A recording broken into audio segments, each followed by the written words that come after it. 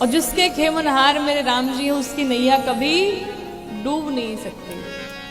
अपने नैया के खेवनहार रघुनाथ जी को बनाओ, कन्हैया को बनाओ, गोविंद को बनाओ, गोपाल को बनाओ, रघुनंदन को बनाओ, रघुराई को बनाओ, राम को बनाओ, आनंद में रहेंगे।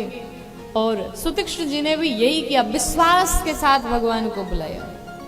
एक दिन भगवान चले आए, सुतीक्ष्ण जी आंखें बंद करके पड़े हुए, जैसे आंखें बंद किए हुए आंखों में ही भगवान प्रवेश किए और अपने स्वरूप का दर्शन कराया।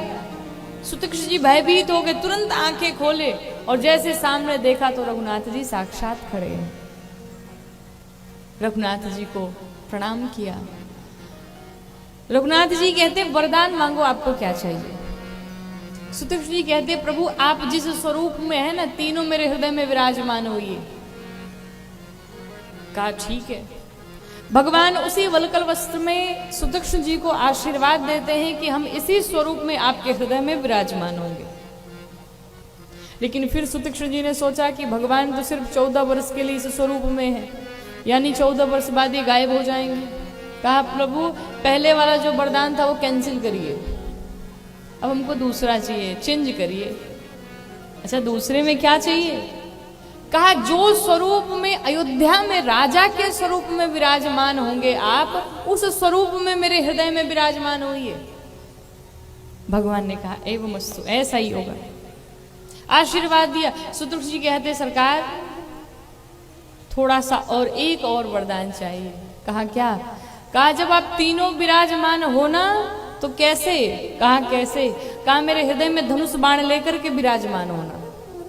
राम जी ने कहा धनुष बाण का क्या काम है वहां पे? सुतीक्ष्ण जी कहते हैं प्रभु इन विकारों का कोई भरोसा नहीं है।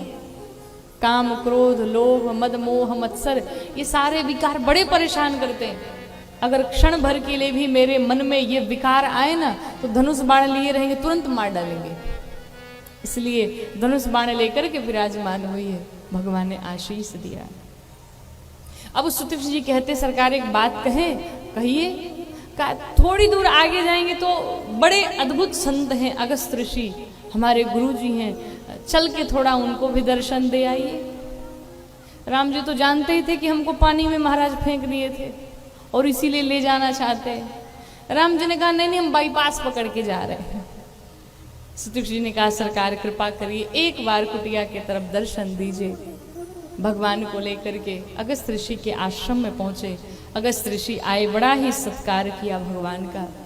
अगस्त्य ऋषि ने भगवान को आदित्य हृदय स्त्रोत का पाठ करके सुनाया। रघु जी महाराज का जो 31वां बाण था अगस्त्य ऋषि ने भगवान को प्रदान किया। अगस्त्य ऋषि से विदा लेकर के भगवान पंचवटी में पहुंचे।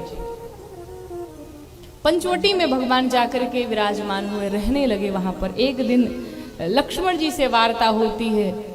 भगवान से लक्ष्मण जी कई प्रकार के प्रश्न पूछते हैं, ज्ञान क्या है, वैराग्य क्या है, माया क्या है, भक्ति क्या है, ईश्वर कौन है। ये सारी चीजें लक्ष्मण जी ने भगवान राम से पूछी। भगवान ने उत्तर दिया है।